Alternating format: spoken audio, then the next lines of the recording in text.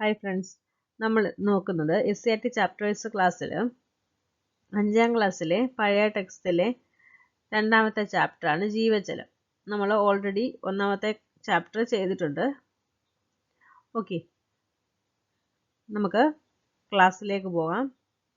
അതിനു മുന്നേ മനസ്സിലാക്കുക, പുതിയ ടെക്സ്റ്റിലും ഇതിനോട് സാമ്യമുള്ള ഒരു ചാപ്റ്റർ ഉണ്ട്. ചില പോയിന്റുകളൊക്കെ വ്യത്യാസമുണ്ട്. അപ്പോൾ പഴയ പുസ്തകവും പുതിയ പുസ്തകവും വായിച്ചിരിക്കുക.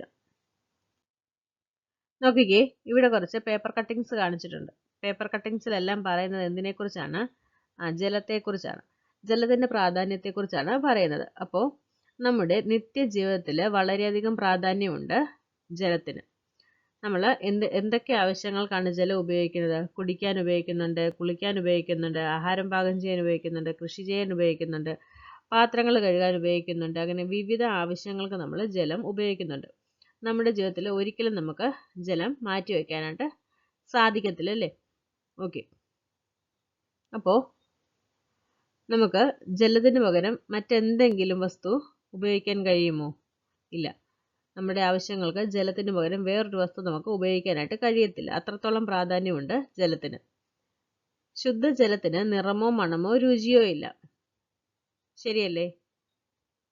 ശുദ്ധജലത്തിന് നിറമോ മണമോ രുചിയോ ഇല്ല. നോക്കിക്കേ, ഇവിടെ നമ്മൾ ഉപയോഗിക്കുന്ന ചില സാഹചര്യങ്ങളാണ് കാണിച്ചേക്കുന്നത്. ജലം കൊണ്ട് നമ്മൾ ചെയ്യുന്ന കാര്യങ്ങൾ, കുടിക്കാനും പിന്നെ തന്നെ ആഹാരം പാകം ചെയ്യാൻ, അരി കഴുകാൻ, പിന്നെന്താണ് കുളിക്കാൻ ഒക്കെ നമ്മൾ ജലം ഉപയോഗിക്കുന്നുണ്ട്. നോക്കിക്കേ, ജലത്തിൻ്റെ ചില സവിശേഷതകൾ കൊടുത്തിട്ടുണ്ട്. അവ നമുക്ക് ഉപയോഗപ്പെടുന്ന സന്ദർഭങ്ങളും കൊടുത്തിട്ടുണ്ട്. നോക്കിക്കേ, വസ്തുക്കളെ ലയിപ്പിക്കുന്നു. വസ്തുക്കളെ ലയിപ്പിക്കുന്നത് കൊണ്ടാണ് പാനീയങ്ങളിൽ മധുരം ചേർക്കാൻ സാധിക്കുന്നത്. അതുകൊണ്ടല്ലേ നമ്മൾ പഞ്ചസാര ഇടുമ്പോൾ ജലത്തിൽ ലയിച്ചു പോകും. അതുകൊണ്ടാണ് നമുക്ക് മധുരം ചേർക്കാനായിട്ട് സാധിക്കുന്നത്. പിന്നീട് വസ്ത്രങ്ങൾ അലക്കാൻ സാധിക്കുന്നുണ്ട്. വസ്തുക്കളെ ലയിപ്പിക്കുന്നത് കൊണ്ട് നമുക്ക് വസ്ത്രങ്ങൾ അലക്കാൻ സാധിക്കുന്നുണ്ട്. സോപ്പൊക്കെ ജലത്തിൽ ലയിക്കുന്നുണ്ട്. അതുപോലെ തന്നെ ഡിറ്റർജന്റ്. ഓക്കെ, ശരി. നോക്കിക്കേ, ജലത്തിന് വേറൊരു സവിശേഷതയാണ് ഒഴുകാനുള്ള കഴിവ് ജലത്തിനുണ്ട്. പൈപ്പിലൂടെ കൊണ്ടുപോകാനായിട്ട് അതുകൊണ്ട് സാധിക്കും. പിന്നീട് താപം വഹിക്കാൻ കഴിയുന്നു. അതുകൊണ്ട് നമുക്ക് പാചകം ചെയ്യാൻ കഴിയും. നിശ്ചിത ആകൃതിയില്ല, ഉൾക്കൊള്ളുന്ന പാത്രത്തിന്റെ ആകൃതി സ്വീകരിക്കുന്നു. അതുകൊണ്ട് നമുക്ക് എന്ത് ചെയ്യാൻ പറ്റും? വിവിധ ആകൃതിയിലുള്ള പാത്രങ്ങളിൽ ശേഖരിച്ചു വെക്കാനായിട്ട് കഴിയും. നമുക്കിങ്ങനെ എക്സ്പോർട്ട് ചെയ്യാനായിട്ടും സാധിക്കും, അല്ലേ? അപ്പോൾ നിശ്ചിത ആകൃതിയില്ല, ഉൾക്കൊള്ളാവുന്ന പാത്രത്തിന്റെ ആകൃതി സ്വീകരിക്കുന്നു. ഖരം, ദ്രാവകം, വാതകം എന്നീ അവസ്ഥകളിൽ സ്ഥിതി ചെയ്യുന്നു. ഖരം, ദ്രാവകം, വാതകം എന്നീ അവസ്ഥകളിൽ ജലം സ്ഥിതി ചെയ്യുന്നുണ്ട്. ആവി ഉപയോഗിച്ച് പുട്ടുണ്ടാക്കാൻ കഴിയുന്നു. അതുപോലെ തന്നെ നമ്മൾ ഐസ് വിവിധ ആവശ്യങ്ങൾക്ക് ഉപയോഗിക്കാറുണ്ട്, അല്ലേ? അപ്പോൾ ജലത്തിന്റെ സവിശേഷതകൾ പ്രയോജനപ്പെടുത്തി നമ്മൾ വിവിധ ആവശ്യങ്ങൾക്ക് വേണ്ടിയിട്ട് ജലത്തെ ഉപയോഗപ്പെടുത്തുന്നുണ്ട്, ശരിയല്ലേ? നോക്കിക്കേ, എല്ലാ വസ്തുക്കളും ജലത്തിൽ ലയിക്കുന്നവയാണോ? ജലത്തിൽ ലയിക്കുന്നവയും ജലത്തിൽ ലയിക്കാത്തവയുണ്ട്. നോക്കിക്കേ, ജലത്തിൽ ലയിക്കുന്നവ ഏതൊക്കെ വരും?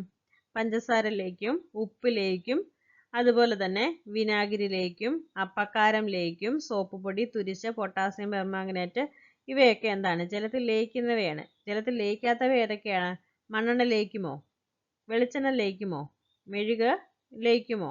കർപ്പൂരം ലയിക്കുമോ? അപ്പോൾ ജലത്തിൽ ലയിക്കുന്നവയും ലയിക്കാത്തവയുമുണ്ട്, ശരിയല്ലേ? ഇനി നോക്കിക്കേ, ഇവിടെ ലീനം, ലായകം, ലായനി എന്താന്ന് പറഞ്ഞിട്ടുണ്ട്. നോക്കിക്കേ, ലയിക്കുന്ന വസ്തുവിനെ ലീനമെന്നും ഏതിലാണോ ലയിക്കുന്നത് അതിനെ ലായകമെന്നും പറയുന്നു. അപ്പോൾ ലയിക്കുന്ന വസ്തു, അതായത് നമ്മളിപ്പോൾ പഞ്ചസാര അല്ലെങ്കിൽ ഉപ്പെടുത്തു, അതിനെ നമുക്ക് ലീനമെന്ന് വിളിക്കാം. ഏതിലാണോ ലയിക്കുന്നത്, ഏതിലാണ് ലയിക്കുന്നത്? ജലത്തിലല്ല ലയിക്കുന്നത്. അപ്പോൾ അതിനെ നമുക്ക് ലായകമെന്ന് വിളിക്കാം. അപ്പോൾ നമ്മൾ കുറച്ച് ഉപ്പോ പഞ്ചസാരയോ ലയിക്കുന്ന എന്തെങ്കിലും സാധനം എടുത്തു, അതിനെ നമ്മൾ ലീനമെന്ന് വിളിച്ചു. എന്തിലാണോ ലയിക്കുന്നത് അതിനെ ലായകമെന്ന് വിളിച്ചു.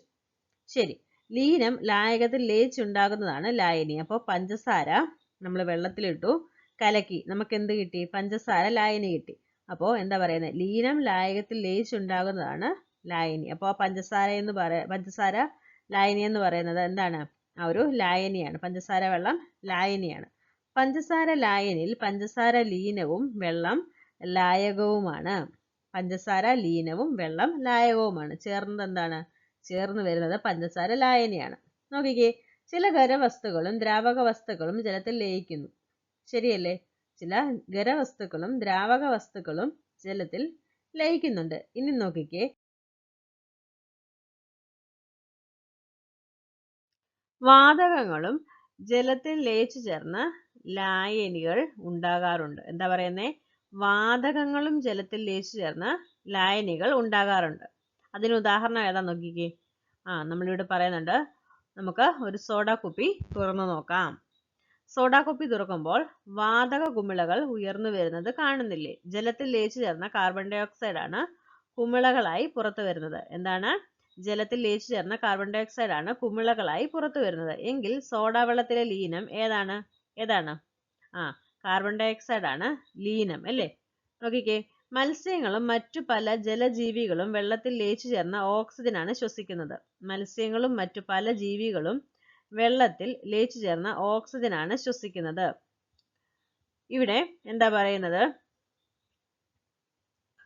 ജലത്തില് കാർബൺ ഡൈ ഓക്സൈഡിനെ ലയിപ്പിച്ചാണ് എന്തുണ്ടാക്കുന്നത്? ഉന്നത മർദ്ദത്തില് ലയിപ്പിച്ചാണ് എന്തുണ്ടാക്കുന്നത്? സോഡ ഉണ്ടാക്കുന്നത്. അപ്പൊ നമ്മള് സോഡ കുപ്പി തുറക്കുമ്പോൾ എന്ത് വരുന്നു? കാർബൺ ഡൈ ഓക്സൈഡ് കുമിളകളായിട്ട് പൊങ്ങി വരും. അതുപോലെ തന്നെ മത്സ്യങ്ങളൊക്കെ ജലത്തിലാണ് ജീവിക്കുന്നത്. എങ്ങനെയാണ് അത് ശ്വസിക്കുന്നത്? ജലത്തിൽ ലയിച്ചു ചേർന്നിട്ടുള്ള ഓക്സിജൻ ആണ് അവ ശ്വസിക്കാൻ വേണ്ടിയിട്ട് ഉപയോഗിക്കുന്നത്. ഓക്കെ, നോക്കിക്കേ, ലായനി, ലീനം, ലായകം കാണിച്ചിട്ടുണ്ട്. പഞ്ചസാര വെള്ളത്തില് ലീനം എന്ന് പറയുന്നത് എന്താണ്? പഞ്ചസാരയാണ്. ലായകം എന്താണ്? ജലമാണ്. അതുപോലെ തന്നെ ഉപ്പുവെള്ളത്തിൽ ഉപ്പാണ് ലീനം, ജലമാണ് എന്ത്? ലായകം. സോഡ വെള്ളത്തില് കാർബൺ ഡൈ ഓക്സൈഡ് ആണ് കാർബൺ ഡൈ ഓക്സൈഡ് ആണ് ലീനം, ജലമാണ് ലായകം. പൊട്ടാസ്യം പെർമാംഗനേറ്റ് ലായനിയില് പൊട്ടാസ്യം പെർമാംഗനേറ്റ് ആണ് ലീനം, ലായകം എന്ന് പറയുന്നത് ജലമാണ്. തുരിശ് ലായനിയിലോ തുരിശാണ് ലീനം, ലായകം എന്ന് പറയുന്നത് ജലമാണ്. എന്താണ്? ലീനമെല്ലാം ജലത്തില്, അല്ലേ? ലായകം എന്ന് പറയുന്നത് ജലമല്ലേ, അതിലേക്ക് ലയിപ്പിച്ചാണ് ലായനി ഉണ്ടാക്കുന്നത്. ഓക്കെ, നോക്കിക്കേ, സാർവിക ലായകം എന്താ പറയുന്നത്? നമുക്കറിയാം, ജലത്തില് മിക്ക സാധനങ്ങളും എന്ത് ചെയ്യുന്നുണ്ട്? ലയിക്കുന്നുണ്ട്, അല്ലേ? കൂടുതൽ വസ്തുക്കളെ ലയിപ്പിക്കുന്ന ഒരു ലായകമാണ് ജലം. അതുകൊണ്ട് ജലത്തെ സാർവിക ലായകമെന്ന് പറയുന്നു. അപ്പോൾ കൂടുതൽ വസ്തുക്കളെ ജലത്തില് ലയിപ്പിക്കാനായിട്ട് സാധിക്കും. ജലം ഒരു യൂണിവേഴ്സൽ സോൾവെന്റ് ആണ്. ജലം സാർവിക ലായകമായതുകൊണ്ട് നമുക്ക് നിത്യജീവിതത്തിൽ നിരവധി ഉപയോഗങ്ങൾ ജലത്തെ കൊണ്ടുണ്ട്. അതുപോലെ തന്നെ നോക്കിക്കേ, ജലവിധാനം. എന്താ ജലവിധാനം നോക്കാം. ഇവിടെ ഒരു പരീക്ഷണം പറഞ്ഞിട്ടുണ്ട്. 2 കുപ്പികൾ എടുത്തിട്ട് അതിന്റെ ചുവട്ടില് ദ്വാരമിടുക. അതിനുശേഷം ഒരു പൈപ്പ് കണക്ട് ചെയ്യുക. ശേഷം ആ പൈപ്പ് നല്ല വൃത്തിക്ക് പശ കൊണ്ട് അടയ്ക്കാൻ പറഞ്ഞിട്ടുണ്ട്. അതിലേക്ക് വെള്ളം നിറയ്ക്കാനും പറഞ്ഞിട്ടുണ്ട്. അതിനുശേഷം ഒരു കുപ്പിയിലെ വെള്ളം നമ്മൾ കോരി മാറ്റുക, അല്ലെങ്കിൽ മണലിടുക എന്നൊക്കെ ചെയ്യുമ്പോൾ എന്താണ്? വീണ്ടും 2 കുപ്പിയിലെയും ജലം ഒരേപോലെ തന്നെ നിൽക്കുന്നത് നമുക്ക് കാണാനായിട്ട് സാധിക്കും. ഓക്കെ, അപ്പൊ എന്താ അവിടെ നിന്ന് മനസ്സിലാക്കാൻ സാധിക്കുന്നത്? ജലം വിധാനം പാലിക്കുന്നു എന്നാണ് മനസ്സിലാക്കാനായിട്ട് സാധിക്കുന്നത്. അപ്പോൾ ഒരു കുപ്പിയിലെ വെള്ളം കുറച്ചെടുത്താലും മറ്റേ കുപ്പിയിൽ നിന്ന് ഇതെന്താണ്? ഇവിടേക്ക് ഒഴുകി എന്ത് ചെയ്യും? ഇത് രണ്ടും തുല്യ അളവിൽ നിലനിൽക്കുന്നതായിട്ട് കാണാനായിട്ട് സാധിക്കും. അപ്പോൾ പ്രധാനപ്പെട്ട പോയിന്റ് എന്ന് പറയുന്നത് എന്താണ്? വ്യവസായിക ആവശ്യങ്ങൾക്കും വിൽപ്പനയ്ക്കുമായി വൻതോതിൽ വെള്ളം ശേഖരിക്കുമ്പോൾ ഭൂഗർഭജല വിധാനം താഴുന്നതിനാൽ സമീപത്തെ കിണറുകളിലും ജലവിധാനം കുറയാൻ ഇടവരുന്നു. നമ്മളൊക്കെ കേട്ടിട്ടുണ്ട്, വല്ല ഫാക്ടറികളോ വ്യവസായിക ശാലകളോ ഒക്കെ വരുമ്പോൾ എന്താണ്? കിണറുകളൊക്കെ പറ്റിയെന്നൊക്കെ പറയുന്നത് കേട്ടിട്ടില്ലേ? അപ്പോൾ വ്യവസായിക ആവശ്യങ്ങൾക്കും വിൽപ്പനയ്ക്കുമായി വൻതോതിൽ വെള്ളം ശേഖരിക്കുമ്പോൾ എന്ത് സംഭവിക്കുന്നു? ഭൂഗർഭ ജലവിധാനം താഴുന്നതിനാൽ സമീപത്തെ കിണറുകളിലും ജലവിധാനം കുറയാൻ ഇടവരുന്നു. ഓക്കെ, നോക്കിക്കേ, മുങ്ങുന്നവയും പൊങ്ങുന്നവയും. നമുക്കറിയാം, ജലത്തിൽ ചില വസ്തുക്കൾ മുങ്ങിക്കിടക്കാറുണ്ട്, ചില വസ്തുക്കൾ താഴ്ന്നു പോകാറുണ്ട്. അപ്പോൾ പൊങ്ങിക്കിടക്കുന്ന സന്ദർഭങ്ങളിൽ നമുക്ക് ഉപയോഗപ്പെടുന്നുണ്ട്. അത് ഏതൊക്കെയാണ്? വാഴത്തണ്ടിൽ കിടന്ന് നീന്തൽ പഠിക്കുന്നു, ചങ്ങാടത്തിൽ സാധനങ്ങൾ കൊണ്ടുപോകുന്നു. ഇതൊക്കെ നമുക്ക് ഉപയോഗപ്പെടുന്ന സന്ദർഭങ്ങളാണ്. എങ്ങനെ അളക്കാം? നോക്കിക്കേ, ഇവിടെ ചോദിച്ചേക്കുന്ന ചോദ്യം, റേഷൻ കടയിൽ നിന്ന് നിങ്ങൾ മണ്ണെണ്ണ വാങ്ങാറില്ലേ? ഇത് തൂക്കിയാണോ അളന്നാണോ വാങ്ങുന്നത്? നമ്മൾ റേഷൻ കടയിൽ നിന്ന് മണ്ണെണ്ണ വാങ്ങിക്കുമ്പോൾ എങ്ങനെയാ തരുന്നത്? അത് അളന്നാ തരുന്നത് അല്ലേ? അപ്പോൾ എന്താ പറയുന്നത്? ഏത് ഏകകം ഉപയോഗിച്ചാണ് ദ്രാവകങ്ങൾ അളക്കുന്നത്? ഏത് ഏകകം ഉപയോഗിച്ചാണ് ദ്രാവകങ്ങൾ അളക്കുന്നത്?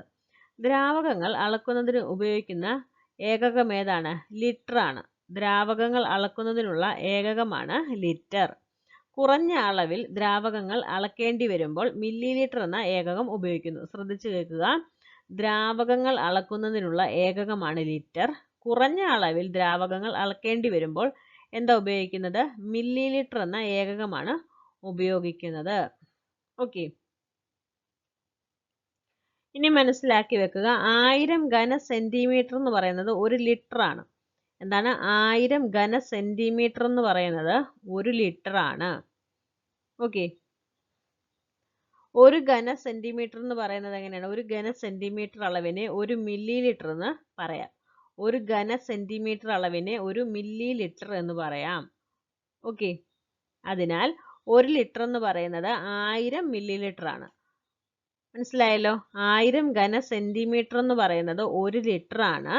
1 ഘന സെന്റിമീറ്റർ അളവിനെ 1 മില്ലി ലിറ്റർ എന്ന് പറയാം. അതിനാൽ 1 ലിറ്റർ എന്ന് പറയുന്നത് എത്രയാണ്? 1000 മില്ലി ലിറ്റർ ആണ്. ശരി. ഭൂമി എത്ര ജലസമ്പന്നം? എന്നിട്ടും കണ്ടോ, നമ്മുടെ ഭൂമിയിൽ ആവശ്യത്തിലേറെ അല്ലേ ഒരുപാട് ജലമുണ്ട്. പക്ഷെ നമുക്ക് എല്ലാം കുടിക്കാനായിട്ട് സാധിക്കുമോ? നോക്കിക്കേ, ഇവിടെ എന്താണ് നമ്മുടെ ഭൂഗോളത്തിന്റെ ഒരു മാതൃക കാണിച്ചിട്ടുണ്ട്. ഏത് കളറിലാണ് കാണുന്നേ? ഏത് കളറിലാണ് കാണുന്നത്? നീല കളറിലാണ് കാണുന്നത് അല്ലേ? നീല നിറം ജലാശയത്തെയാണ് സൂചിപ്പിക്കുന്നത്. ഭൂമിയുടെ അധിക ഭാഗവും എന്താണ്? സമുദ്രമാണ്. ഭൂമിയുടെ അധിക ഭാഗവും സമുദ്രമാണ്. ഭൂമിയുടെ ഉപരിതല വിസ്തീർണത്തിന്റെ 2/3 ഭാഗം ജലമാണ്. അതായത് കരയുടെ ഇരട്ടി ഭാഗം. ഭൂമിയുടെ ഉപരിതല വിസ്തീർണത്തിന്റെ 2/3 ഭാഗവും ജലമാണ്. അതായത് കരയുടെ ഇരട്ടി ഭാഗം. ഇവിടെ കാണിച്ചിട്ടുണ്ട് കണ്ടോ? ഓക്കെ, ഭൂമിയിലുള്ള ജലത്തിന്റെ ബഹുഭൂരിഭാഗവും സമുദ്രജലമാണ്. ഇവിടെ ഒരു ഡയഗ്രാം കാണിച്ചിട്ടുണ്ട്. ശുദ്ധജലത്തിന്റെ അളവും സമുദ്രജലത്തിന്റെ അളവും കണ്ടോ? ശുദ്ധജലം ആകെ എത്രയേ ഉള്ളൂ? 3.5% ഉള്ളൂ. സമുദ്രജലം എത്രയുണ്ട്? 96.5% സമുദ്രജലമാണ്. സമുദ്രജലത്തിൽ ഉപ്പിന്റെ അളവ് കൂടുതലായതിനാൽ സാധാരണ ഉപയോഗങ്ങൾക്ക് അനുയോജ്യമല്ല. കിണറുകൾ, കുളങ്ങൾ, തടാകങ്ങൾ, പുഴകൾ തുടങ്ങിയ ശുദ്ധജല സ്രോതസ്സുകളിലെ ജലമാണ് നമുക്ക് ഉപയോഗിക്കാനായിട്ട് കഴിയുന്നത്. ഓക്കെ, ജലമലിനീകരണം. പരിമിതമായ ശുദ്ധജല സ്രോതസ്സുകളിലെ ജലം പോലും മലിനമായിക്കൊണ്ടിരിക്കുന്നു. ജലമലിനീകരണത്തിന് കാരണം എന്തൊക്കെയാണ്? ദാ ഇവിടെ ചിത്രം നോക്കിക്കേ, കണ്ടോ? പുഴകളിൽ വാഹനങ്ങൾ കഴുകുന്നതും കന്നുകാലികളെ കഴുകുന്നതും എന്താണ്? ജലമലിനീകരണത്തിന് കാരണമാണ്.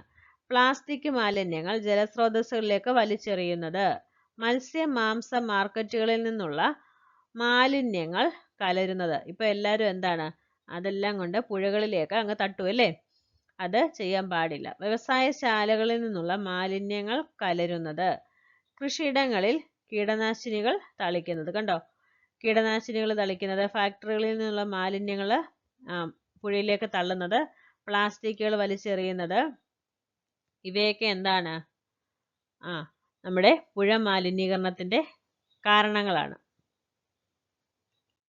നോക്കിക്കേ, മഴയുണ്ടാകുന്നത് എങ്ങനെ?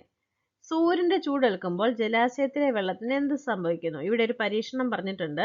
എന്താണ്? ഒരു പാത്രത്തിൽ കുറച്ച് വെള്ളം എടുത്ത് ചൂടാക്കുക. അതിനുശേഷം എന്താ ചെയ്യണം? അത് ഒരു പാത്രം കൊണ്ട് അടച്ചു വെക്കണം, ഒരു പ്ലേറ്റ് കൊണ്ട് അടച്ചു വെക്കണം. കുറച്ച് കഴിഞ്ഞ് നോക്കുമ്പോൾ എന്താ സംഭവിക്കുന്നത്, എന്താ കാണുന്നതെന്ന് ചോദിച്ചിട്ടുണ്ട്. എന്താ കാണാൻ സാധിക്കുന്നത്? അടച്ചു വെച്ച പാത്രത്തെ മൊത്തം എന്തോ കാണും?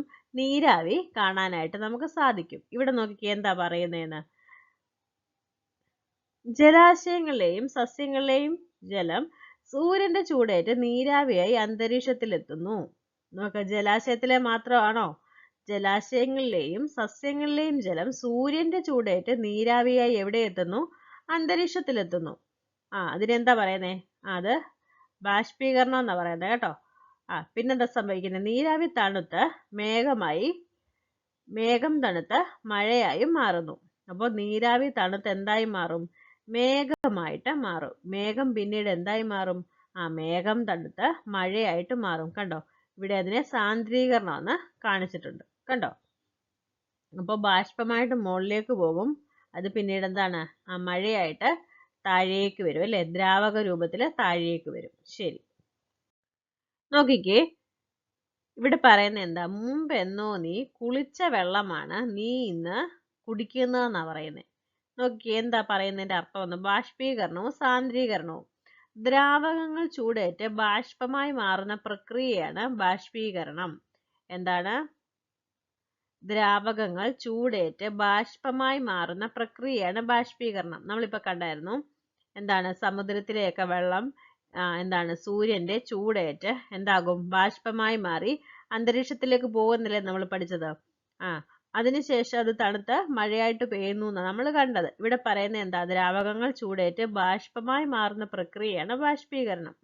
വാതകങ്ങൾ തണുക്കുമ്പോൾ ദ്രാവകമായി മാറുന്നതിനെ സാന്ദ്രീകരണം എന്ന് പറയുന്നു. എന്താ പറയുന്നത്, വാതകങ്ങൾ തണുക്കുമ്പോൾ ദ്രാവകമായിട്ട് മാറും, അതിനെയാണ് സാന്ദ്രീകരണം എന്ന് പറയുന്നത്. വെള്ളം നീരാവിയായി മാറുന്നത് ബാഷ്പീകരണത്തിനും നീരാവി വെള്ളമായി മാറുന്നത് സാന്ദ്രീകരണത്തിനും ഉദാഹരണമാണ്.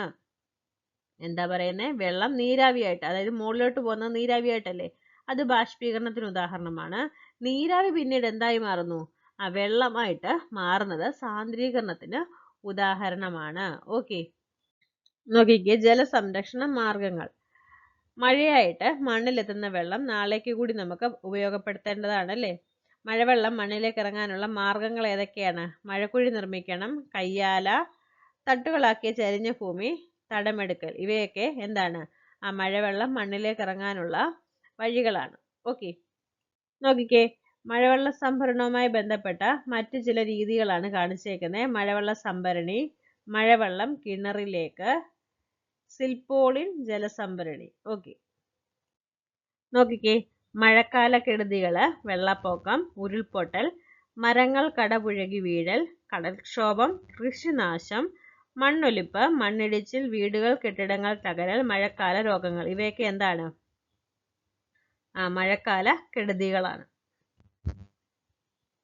പുഴ കലിതുള്ളുന്നു, മുങ്ങിമരണം വീണ്ടും. അപ്പോൾ ഇവിടെ എന്താ ഒരു വാർത്തയാണ്, എന്താണ് മുങ്ങിമരണവുമായി ബന്ധപ്പെട്ടൊരു വാർത്ത പറഞ്ഞേക്കുക. നമുക്ക് എന്താ വേണ്ടത്, മുങ്ങിമരണങ്ങൾ ഒഴിവാക്കാൻ എന്തൊക്കെയാണ് നമുക്ക് ചെയ്യാൻ കഴിയുന്നതെന്നാണ് ചോദിച്ചേക്കുന്നത്. എല്ലാവർക്കും നീന്തൽ പരിശീലനം നൽകാം. ഇതിനായി വെള്ളത്തിൽ പൊങ്ങിക്കിടക്കുന്ന വാഴത്തണ്ട് കാറിന്റെയോ ജീപ്പിന്റെയോ ട്യൂബിൽ കാറ്റ് നിറച്ച് എന്നിവ ഉപയോഗിക്കാം. അപകട സാധ്യതയുള്ള സ്ഥലങ്ങളിൽ മുങ്ങൽ വിദഗ്ധരുടെയും രക്ഷാപ്രവർത്തകരുടെയും സേവനം ലഭ്യമാക്കൽ, സുരക്ഷാ ബോട്ടുകളും പ്രഥമ ശുശ്രൂഷ സൗകര്യങ്ങളും ഒരുക്കൽ, ജലവാഹനത്തിൽ സുരക്ഷാ സംവിധാനങ്ങൾ ഒരുക്കൽ. ജലാശയങ്ങളും പാടശേഖരങ്ങളും മണ്ണിട്ടു നികത്തിയും നദീതടങ്ങൾ കയ്യേറി നിർമ്മാണ പ്രവർത്തനങ്ങൾ നടത്തിയും ജലാശയത്തിന്റെ ഒഴുക്ക് തടയുമ്പോൾ വെള്ളപ്പൊക്കം ഉണ്ടാകുന്നു. ഇപ്പൊ എന്താണ്, വയലൊക്കെ നികത്തി വീട് വെക്കുകയും ബിൽഡിംഗ് ഒക്കെ വെക്കുമ്പോൾ എന്ത് സംഭവിക്കുന്നുണ്ട്, അവിടെയൊക്കെ എന്താണ് വെള്ളം കയറി അതൊക്കെ എന്താണ് മുങ്ങിപ്പോകാനായിട്ട് സാധ്യതയുണ്ട്. നോക്കിക്കേ, ഉരുൾപൊട്ടലും കടൽക്ഷോഭവും. കണ്ടോ ചിത്രം നോക്കിക്കേ, എന്താ പറയുന്നത്, മഴക്കാലത്ത് പലപ്പോഴും നാം കേൾക്കുന്ന മുങ്ങിമരണങ്ങൾ സുരക്ഷിതമല്ലാത്ത വെള്ളക്കെട്ടുകൾ മൂലം ഉണ്ടാകുന്നതാണ്. ചെങ്കുത്തായ പ്രദേശങ്ങളിലെ അശാസ്ത്രീയമായ നിർമ്മാണ പ്രവർത്തനങ്ങൾ, വൻതോതിൽ മണ്ണിളക്കിയുള്ള കൃഷിരീതികൾ, കുന്നിടിക്കൽ, വനനശീകരണം എന്നിവയെല്ലാം ഉരുൾപൊട്ടലിന് കാരണമാകുന്നു. മനുഷ്യസൃഷ്ടിയല്ലെങ്കിലും കടൽക്ഷോഭം വലിയ നാശനഷ്ടങ്ങൾ വരുത്താറുണ്ട്. മുന്നറിയിപ്പുകൾ അവഗണിക്കുന്നതും കടൽ തീരത്തോടുകൂടി ചേർന്ന് താമസിക്കുന്നതുമെല്ലാം അപകടങ്ങളുടെ കാഠിന്യം വർദ്ധിപ്പിക്കാറുണ്ട്. കടൽ ഭിത്തികൾ കെട്ടിയും കണ്ടൽ ചെടികൾ വെച്ചുപിടിപ്പിച്ചും കടലാക്രമണം നിയന്ത്രിക്കാൻ നമുക്ക് കഴിയും. നമ്മുടെ ഈ ഒരു ചാപ്റ്റർ കഴിഞ്ഞിട്ടുണ്ട്. വളരെ എളുപ്പമായിട്ടുള്ളൊരു ചാപ്റ്ററാണ്. ഇതിനേക്കാളും കൂടുതൽ കണ്ടന്റ് ഇപ്പോഴത്തെ പുതിയ ടെക്സ്റ്റിലുണ്ട്. ഈ ഒരു ക്ലാസ് നിങ്ങൾക്ക് ഉപകാരപ്പെട്ടു എന്ന് വിശ്വസിക്കുന്നു. Okay, thank you.